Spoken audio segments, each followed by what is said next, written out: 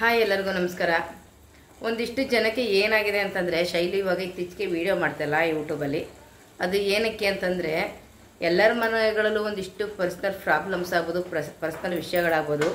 ಯಾಕೆಂದರೆ ನಾವೆಲ್ಲ ಮಾಡ್ತಿರೋ ಪರ್ಸ್ನಲ್ ವಿಷಯನೂ ನಾವು ಅದು ಮಾಡ್ತಾಯಿದ್ದೀವಿ, ಇದು ಮಾಡ್ತಾಯಿದ್ದೀವಿ, ಇನ್ನೊಂದು ತಗೊಳ್ತಾ ಇದ್ದೀವಿ, ಅದನ್ನು ಮಾಡ್ತಾಯಿದ್ದೀವಿ ಅಂತ ತೋರ್ಕೊಳ್ಳೋಕ್ಕಾಗೋದಿಲ್ಲ. ಯಾಕೆಂದರೆ ಇತ್ತೀಚೆಗೆ ಅಂತೇವರು ನಾವು ತೋರ್ಕೊಂಡಷ್ಟು ಏನಾಗ್ಬಿಟ್ಟಿದೆ ಅಂದರೆ, ಮೊದಲೆಲ್ಲ ಹೇಳ್ಕೊತಿದ್ದೋ ಅಕ್ಕಪಕ್ಕದಲ್ಲೋ ಅಥವಾ ಸಂಬಂಧಿಕರಲ್ಲೋ ಯಾರೋ ಬಂದು ಏನೋ ಒಂದು ಮಾಡಿಬಿಡ್ತಾರೆ, ಅಂತ ಕಣ್ಣು ಹಾಕ್ಬಿಡ್ತಾರೆ.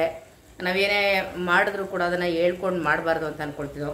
ಇವಾಗ ಹಂಗೆ ಅದಕ್ಕಿಂತ ಹೆಚ್ಚಾಗಿ ಆಶೀರ್ವಾದ ಮಾಡೋದಕ್ಕಿಂತ ಅಯ್ಯೋ ಹಿಂಗಾಗಲಿ ಅನ್ನೋರೇ ದೊಡ್ಡದಾಗಿರುತ್ತೆ. ಅದಕ್ಕೆ ನಾವು ಏನೇ ಮಾಡಿದ್ರು ಹೇಳ್ಕಲೇಬಾರ್ದು ಅನ್ನೋ ಒಂದು ನನ್ನ ಮೈಂಡ್ ಸೆಟ್ ಬಂದುಬಿಟ್ಟಿದೆ.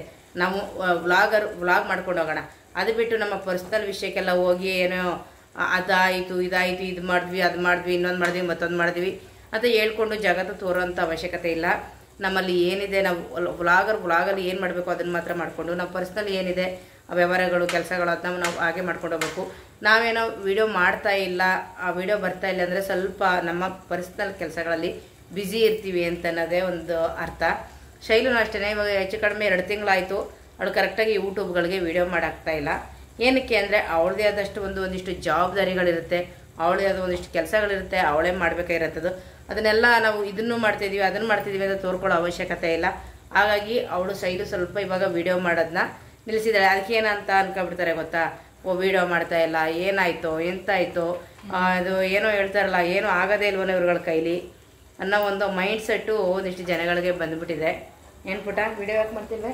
ಇಷ್ಟ ಇಲ್ಲ ವಿಡಿಯೋ ಮಾಡಲಿಕ್ಕೆ ಅಂದ್ರೆ ಎದುರುಗೋಬಿಟ್ಟ ಜನಗಳು ನೋಡ್ಬಿಟ್ಟು. ಹೌದು, ವಿಡಿಯೋ ಅಂದ್ರೆ ನಾನು ಯೂಟ್ಯೂಬ್ನೇ ನಂಬ್ಕೊಂಡು ಜೀವನ ಮಾಡ್ತಾ ಇಲ್ಲ. ಫಸ್ಟ್ ಅದನ್ನ ಹೇಳ್ತೀವಿ, ನಾವು ಅದನ್ನ ತಗೊಂಡ್ವಿ, ಇದನ್ನ ತಗೊಂಡ್ವಿ, ಅಲ್ಲಿ ಹೋಗ್ತಾ ಇದೀವಿ, ಅದ್ ಕಟ್ಟಿಸ್ತಾ ಇದೀವಿ, ಇದ್ ಮಾಡ್ತಾ ಇದೀವಿ, ಅದ್ರ ನೆಸೆಸಿಟಿ ಇಲ್ಲ ಅಂತ ಅನ್ನಿಸ್ತು ಇವಾಗ ಸದ್ಯಕ್ಕೆ. ನಾನು ಮೊದಲೇ ಹೇಳಿದೆ ನಿಮ್ಗೆ, ಕಂಟೆಂಟ್ ವಿಡಿಯೋಸ್ನ ಮಾತ್ರ ಅಪ್ಲೋಡ್ ಮಾಡೋದು ಟ್ರೈ ಮಾಡ್ತೀನಿ ಅಂತ. ಆದ್ರೆ ಟೈಮ್ ಇದ್ರೆ ಟ್ರೈ ಮಾಡಿ ಹಾಕ್ತೀನಿ, ಸೊ ವೆಯ್ಟ್ ಮಾಡ್ತೀರಿ ಅಂತ ಹೇಳಿದೆ. ನಮಗೂ ಒಂದಷ್ಟು ಕೆಲಸಗಳಿರ್ತವೆ, ನಾವು ಏನಾದ್ರೂ ಮಾಡ್ತಾ ಇರ್ತೀವಿ, ಸೊ ಅದನ್ನೆಲ್ಲ ತೋರ್ಸ್ಕೊಂಡು ನಾವ್ ಇದನ್ನ ಮಾಡ್ತಾ ಇದೀವಿ, ಸ್ಟೆಪ್ ಬೈ ಸ್ಟೆಪ್ ಆಗ್ತಾ ಇದೆ. ತೋರ್ಸೋ ವಿಷಯ ಇದ್ರೆ ತೋರ್ಸೋಣ. ಸೊ ನಮಗೂ ಸ್ವಲ್ಪ ಫ್ರೀ ಅನ್ನೋದು ಬೇಕು. ಅದ್ರ ನಡುವೆ ಇಲ್ಲಿ ಯೂಟ್ಯೂಬ್ಗೆ ವ್ಲಾಗ್ ಮಾಡೋದು, ವಿಡಿಯೋಸ್ ಮಾಡೋದು, ಎಡಿಟಿಂಗ್ ಮಾಡೋದೆಲ್ಲ ಸಿಕ್ಕಾಪಟ್ಟೆ ಕಷ್ಟ ಇರುತ್ತೆ. ನಾನು ವಿಡಿಯೋಸ್ ಮಾಡಿ ಇಟ್ಕೊಂಡಿದ್ದೀನಿ, ಅದನ್ನೆಲ್ಲ ಎಡಿಟ್ ಮಾಡಿ ಅಪ್ಲೋಡ್ ಮಾಡೋದಕ್ಕೆ ಇನ್ನ ಟೈಮ್ ಆಗಿಲ್ಲ. ಸೊ ಇದನ್ನ ನಾವೇ ಹೇಳೋವರ್ಗು ಇದ್ದಿದ್ರೆ ಎಷ್ಟೋ ಚೆನ್ನಾಗಿರ್ತಿತ್ತೇನೋ. ಕಮೆಂಟ್ ಮಾಡೋರ್ಗೆಲ್ಲ ಸ್ವಲ್ಪನಾದ್ರೂ ಉಳ್ಕೋತಿತ್ತು, ಒಂಚೂರು ಮಾನ ಮರ್ಯಾದೆ ಏನಾದ್ರೂ ಇದ್ರೆ. ಅವ್ರಿಗೆ ಅವರೇ ನಾವು ಮುಖ ತೋರಿಸ್ಕೊಂಡು ಮಾತಾಡ್ತೀವಲ್ಲ, ಹಿಂದೆ ಕಮೆಂಟ್ ಮಾಡೋದಕ್ಕೂ ನಿಮ್ ಫೇಸ್ ಏನು ಅಂತ ಗೊತ್ತಿರಲ್ಲ, ನೀವ್ ಯಾರು ಅಂತ ಮತ್ತೆ ಇನ್ನೊಂದೇನು ಗೊತ್ತಾಗ್ಬಿಟ್ಟ, ಗೊತ್ತಿರೋರೆ ಫೇಕ್ ಐಡಿಗಳಿಂದ ಐಡಿ ಕ್ರಿಯೇಟ್ ಮಾಡ್ಕೊಂಡು ಇದು ಕಮೆಂಟ್ ಮಾಡೋದು. ನಾವು ಅದನ್ನ ಡಿಲೇಟ್ ಮಾಡಿದ್ರೆ ಅದನ್ನು ಬೇರೆ ಹೇಳೋದು. ಡಿಲೇಟ್ ಅಲ್ಲ, ಬ್ಲಾಕ್ ಮಾಡಿ ಬಿಸಾಕ್ತೀರಿ. ಯಾಕೆ ಅಂದ್ರೆ ನಮ್ಮ ಇಷ್ಟ ಅಲ್ಲ, ಅದೇನೋ ಬೇಡದನ್ನ ಇರೋ ಬೊಗಳ ನಾಯಿಗಳಿಗೆ ತಲೆ ಕೆಡ್ಸ್ಕೊಳ್ಳೋಷ್ಟು ಟೈಮ್ ನಮ್ಗಳಿಗಿಲ್ಲ. ಅಂಡ್ ನಮ್ ವಿಡಿಯೋಗೆ ಬಂದು ಬ್ಯಾಡ್ ಕಮೆಂಟ್ ಮಾಡೋದಕ್ಕೆ ನಾನು ಬ್ಲಾಕ್ ಮಾಡೇ ಬಿಸಾಕ್ತೀನಿ. ನನ್ನ ಫಾಲೋವರ್ಸ್ ಇದಾರೆ, ನನಗೆ ನಿಯತ್ತಾಗಿ ಫಾಲೋವರ್ಸ್ ಬಂದಿದಾರಲ್ಲ, ನನಗಾಗಲಿ ನನ್ನ ಮಗಳಿಗಾಗಲಿ, ನಿಜವಾಗ್ಲೂ ಅವ್ರನ್ನ ನಾವು ನಮ್ಮ ಫಾಲೋವರ್ಸ್ ನಮ್ಮ ದೇವರು ಅಂತಾನೆ ನಾವು ತಿಳ್ಕೊಂಡು ನಾವು ಜೀವನ ಮಾಡ್ತೀವಿ. ಅವ್ರುಗಳು ಯಾವತ್ತೂ ನಮ್ಗೆ ಈ ತರ ಬ್ಯಾಡ್ ಕಮೆಂಟ್ ಮಾಡಲ್ಲ. ಅವ್ರು ನಮ್ಮನ್ನು ಇಷ್ಟಪಟ್ಟೇನೆ ಬಂದು ಫಾಲೋ ಮಾಡಿ ನಮ್ಮ ವಿಡಿಯೋಗಳನ್ನ ನೋಡಿ, ಆದ್ರೆ ಅವ್ರ ಕೈಯಿಂದ ಸಪೋರ್ಟ್ ಮಾಡ್ತಾರೆ, ಲೈಕ್ ಮಾಡ್ತಾರೆ, ಕಮೆಂಟ್ ಕೂಡ ಮಾಡ್ತಾರೆ. ಇಲ್ವಾ ಅವ್ರ ಪಾಡ್ಗೆ ಅವ್ರ ಪಾಪ ಅವರು ಜೀವನ ಮಾಡ್ಕೊಂಡು ಅವ್ರು ಇರ್ತಾರೆ. ಅದನ್ನ ಬಿಟ್ಬಿಟ್ಟು ಬಂದು ಬೇಡ ಕಮೆಂಟ್ ಮಾಡೋದು, ಇನ್ನೊಂದು ಮಾಡೋದೆಲ್ಲ ಯಾರು ಹೇಳು? ನಮ್ಮ ಅಕ್ಕಪಕ್ಕ ಇರೋರೇನೆ ಫೇಕ್ ಐಡಿಗಳಿಂದ ಕಮೆಂಟ್ ಮಾಡೋ ಅಂತವ್ರು. ಅಂತ ನಾಯಿಗಳನ್ನ ನಾವೇನ್ ಮಾಡ್ತೀವಿ ಗೊತ್ತಾ, ಬ್ಲಾಕ್ ಮಾಡಿ ಬಿಸಾಕ್ತೀವಿ. ನಾಯಿಗಳ ಬುದ್ಧಿನೇ ಇದು ಅಂತ. ಏನಪ್ಪಾ ಅಂತಂದ್ರೆ, ನಮ್ಮ ಚಾನಲ್ ಬಂದು ಏನೇನೋ ಕಮೆಂಟ್ ಮಾಡಿ ಅಂತ ನಿಮ್ಗೆ ಸ್ಯಾಲ್ರಿ ಕೊಟ್ಟು ಇಡ್ಸ್ಕೊಂಡಿಲ್ಲ ನಾವು.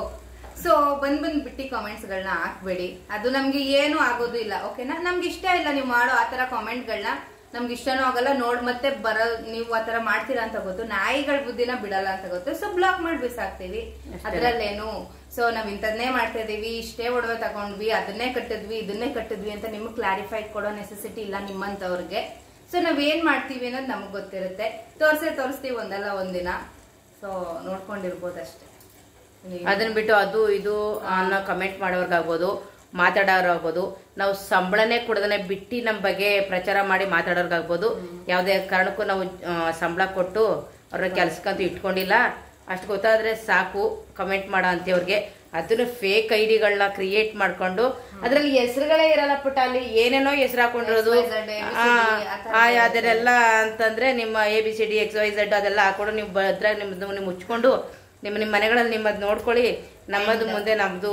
ಮೇನ್ ಥಿಂಗ್ ಏನಪ್ಪಾ ಅಂತಂದ್ರೆ ಯೂಟ್ಯೂಬ್ ಇಂದಾನೇ ನಾವು ಜೀವನ ಮಾಡ್ತಾ ಇದೀವಿ ಅನ್ನೋದನ್ನ ಇಲ್ಲಿಂದ ತೆಗೆದೆಸ್ಬಿಡಿ. ಯೂಟ್ಯೂಬ್ ಇಂದಾನೇ ಜೀವನ ಮಾಡ್ತಾ ಇದೀವಿ ಅಂತಂದ್ರೆ ಇಷ್ಟು ಬ್ರೇಕ್ ಕೊಡೋ ನೆಸೆಸಿಟಿ ಏನಿರ್ಲಿಲ್ಲ ನಮ್ಮ ಮಮ್ಮಿಗಾಗ್ಲಿ ನನ್ಗಾಗ್ಲಿ. ನಮ್ಗೆ ಆದಂತ ಬೇರೆ ವರ್ಕ್ ನೀವು ನೋಡದೇ ಇರೋ ಕೆಲಸಗಳನ್ನ ನಮ್ಗಿರ್ತವೆ, ಮತ್ತೆ ಎಲ್ಲಾನು ತೋರ್ಸೋ ನೆಸೆಸಿಟಿ. ಮತ್ತೆ ಇನ್ನೊಂದೇನು ಗೊತ್ತಾ ಪುಟ, ಯೂಟ್ಯೂಬ್ ಅಲ್ಲೇ ಏನೋ ಮಾಡಿ ಎಂತೋ ಮಾಡಿ ನಮ್ಗೆ ಬರೀ ನನ್ಗೆ 32,000 ಫಾಲೋವರ್ಸ್ ಇದ್ರು ಬರೀ 1,000 ನೋಡ್ತಾರೆ, 2,000 ಜನ ನೋಡ್ತಾರೆ, 3,000 ನೋಡ್ತಾರೆ, 5,000 ನೋಡ್ತಾರೆ, 10,000 ನೋಡಿದೆ ಲಕ್ಷ ಗಂಟ್ಲು ಹೋಗೋದೇ ಇದೆ. ನಾನು ಅದನ್ನೇನೋ ನಾನು ಇನ್ನ ಮುಂದಕ್ಕೆ ಇಂಪ್ರೂವ್ ಮಾಡ್ಕೋಬೇಕು ಅನ್ನೋದಕ್ಕೋಸ್ಕರ ನಾನು ವಿಡಿಯೋ ಮಾಡಿ ಅದೇನೋ ಗಿಟ್ಸ್ಕೊಂಡು ಫಾಲೋವರ್ಸ್ ಆಗ್ಬೋದು, ನಾನು ವಿಡಿಯೋ ಓಡಿಸ್ಕೊಂಡು ಅದ್ರಲ್ಲಿ ಸಂಪಾದನೆ ಮಾಡೋದು ನನಗೆ ಅವಶ್ಯಕತೆನೇ ಇಲ್ಲ. ನಾವೇನು ಒಂದು ಖುಷಿಗೋಸ್ಕರ ಸೋಷಿಯಲ್ ಮೀಡಿಯಾಗೆ ಬಂದಿದ್ದೆ ಮೊದಲಿಗೆ ಖುಷಿಗೋಸ್ಕರ. ನನ್ನ ಮಗಳು ಕಡಿಮೆ ಅಂತಂದ್ರು 6 ವರ್ಷದಿಂದನೂ ಸೋಷಿಯಲ್ ಮೀಡಿಯಾದಲ್ಲಿ ಇದೆಯಾ ಅಲ್ವಾ? ಮದುವೆ ಆಗ್ತಾವಿಂದ ಇದು ಟಿಕ್ ಟಾಕ್ ಇತ್ತಲ್ಲ, ಅವಾಗಿಂದ ಸೋಷಿಯಲ್ ಮೀಡಿಯಾದಲ್ಲಿ ಇದ್ದು ಟಿಕ್ ಟಾಕ್ ಬ್ಯಾನ್ ಆದ ನಂತರ ನಾನೇನೆ ನನ್ನ ಮಗಳಿಗೆ ಇಲ್ಲ ಪುಟ ಯೂಟ್ಯೂಬಲ್ಲಿ ದುಡ್ಡು ಬರುತ್ತೆ ಅಂತ ನಿಜವಾಗ್ಲೂ ನಮ್ಮ ಮಗಳಿಗೆ ಗೊತ್ತಿಲ್ಲ ಸ್ಟಾರ್ಟಿಂಗಲ್ಲಿ. ಯಾಕೆ ಅಷ್ಟೇ ಅದಕ್ಕೆ ನಾವು ಒಂದು ಯೂಟ್ಯೂಬ್ ಸ್ಟಾರ್ಟ್ ಮಾಡಿ 1 ವರ್ಷ ಆದ್ರೂ ಸ್ಯಾಲ್ರಿ ತಗೊಂಡಿರಲಿಲ್ಲ. ಯಾಕೆ ಹೇಳಿ, ವಿಡಿಯೋ ಚೆನ್ನಾಗಿ ಕೊಡ್ತಿರು, ಮಾನಿಟೈಸರ್ 15 ದಿನಕ್ಕೆ ಆನ್ ಮಾಡ್ಕೊಳ್ಳೋ ಅವಶ್ಯಕತೆ ಇರೋ ಅದ್ರ ಬಗ್ಗೆ ತಿಳ್ಕೊಂಡು ಮಾನಿಟೈಸರ್ ಆನ್ ಮಾಡ್ಕೋಬೇಕು ಅನ್ನೋದು ನಮಗೆ ಗೊತ್ತಿಲ್ಲ. ಅದ್ರಲ್ಲಿ ನಮ್ಮ ಅಳಿಯ ಬಂದು ಸುನಿಲ್ ಅವ್ರು ಬಂದು ಮಾನಿಟೈಸರ್ ಆನ್ ಮಾಡ್ಕೊಡೋವರೆಗೂ ನಾವು ಮಾನಿಟೈಸರ್ ಆನ್ ಮಾಡ್ಕೊಡಲ್ಲ. ಏನೋ ಒಂದು ಖುಷಿಗೋಸ್ಕರ ಯೂಟ್ಯೂಬ್ ಅಂತ ಸ್ಟಾರ್ಟ್ ಮಾಡಿ ಮಾನಿಟೈಸರ್ ಆನ್ ಮಾಡಿಕೊಂಡು ಅದರಿಂದ ದುಡ್ಡು ಬರುತ್ತೆ ಇಲ್ಲ ಅಂತಲ್ಲ. ಆದರೆ ನಾವು ಯೂಟ್ಯೂಬಿಂದನೇ ನಾವು ಜೀವನ ಮಾಡಬೇಕು, ಇದು ಬಿಟ್ಟರೆ ಏನಿಲ್ಲ ಅನ್ನೋದಕ್ಕೋಸ್ಕರ ಜೀವನ ಮಾಡೋದು ಬೇಕಾಗಿಲ್ಲ. ಮತ್ತು ತೋರ್ಕೊಂಡು ನಾವು ಜೀವನ ಮಾಡಬೇಕಾಗಿರೋ ಅವಶ್ಯಕತೆನೂ ನಮಗಿಲ್ಲ. ದೇವ್ರು ಕೊಟ್ಟಂಗೆ ಎಲ್ಲ ದುಡಿತಾ ಇದ್ದಾರೆ ನಮ್ಮ ಮನೆಗಳಲ್ಲಿ. ಮತ್ತು ನಮ್ಮದೇ ಆದ ಒಂದಷ್ಟು ಬೇರೆ ಬೇರೆ ವ್ಯವಹಾರಗಳು, ಬಿಸ್ನೆಸ್ ಪ್ರತಿಯೊಂದು ಇದ್ದೇ ಇರುತ್ತೆ. ಅದನ್ನ ಯಾವುದೇ ಕಾರಣಕ್ಕೂ ತೋರ್ಕೊಂಡು ನಿಂತ್ಕೊಳ್ಳೋದು ನಮಗೆ ಬೇಡ ಅಂತ ನಾನು ಅನ್ಕೊಳ್ತೀನಿ. ಸೊ ಅಷ್ಟೇನೆ, ಯೂಟ್ಯೂಬ್ ಲೈಫ್ ಅಲ್ಲ. ಯೂಟ್ಯೂಬ್ ಸುಮ್ಮನೆ ಜನ ಸಂಪಾದನೆಗೋಸ್ಕರ, ಒಳ್ಳೆ ಜನನ ಸಂಪಾದನೆಗೋಸ್ಕರ. ಅದು ಬೇಡದ ಡಸ್ಟ್ಬಿನ್ಗೆ ಹಾಕ್ತಿವಲ್ಲ ಆ ಜನ ಸಂಪಾದನೆ ಮಾಡೋಕ್ಕೋಸ್ಕರ ಅಲ್ಲ. ಬೇಕಾಗಿರೋ ಜನನ ಸಂಪಾದನೆ ಮಾಡಿಕೊಂಡು ನಮ್ಮ ಕಷ್ಟನೋ ಸುಖನೋ ಏನೋ ಅದರಿಂದ ಖುಷಿಯಾಗಿರ್ತೀವಿ, ಸೋಷಿಯಲ್ ಮೀಡಿಯಾ ಇರೋದ್ರಿಂದ ಖುಷಿಯಾಗಿರ್ತೀವಿ ಅನ್ನೋದಕ್ಕೋಸ್ಕರ ಮಾತ್ರ ನಾವು ಇದು ಮಾಡ್ತೀವಿ. ಅಷ್ಟು ಬಿಟ್ರೆ ಇನ್ನೇನೂ ಇಲ್ಲ. ಇಷ್ಟ ಹೇಳಕ್ ನಾನು ಇಷ್ಟಪಡ್ತೀನಿ. ಶೈಲುನು ಒಂದು ಸ್ವಲ್ಪ ದಿನ ಟೈಮು ಖಂಡಿತ ಅವಳು ಒಳ್ಳೊಳ್ಳೆ ವಿಡಿಯೋಗಳನ್ನ ಮಾಡ್ಬೇಕು ಅಂತ ಟ್ರೈ ಮಾಡ್ತಿದ್ದಾಳೆ. ಖಂಡಿತವಾಗ್ಲು ವಿಡಿಯೋ ಹಾಕ್ತಾಳೆ. ಅಂಡ್ ಇನ್ನು ತುಂಬಾ ಜನ ಏನ್ ಹೇಳ್ತಾರೆ ಗೊತ್ತಾ, ಅಮ್ಮ ಮಗಳು ಏನ್ ನಿಮ್ಮಮ್ಮ ಹಂಗ ಆಕ್ಟ್ ಮಾಡ್ತಾರೆ, ಹಿಂಗ ಆಕ್ಟ್ ಮಾಡ್ತಾರೆ, ಸೀಮೆಗಿಲ್ದಿರೋ ಅಮ್ಮನ.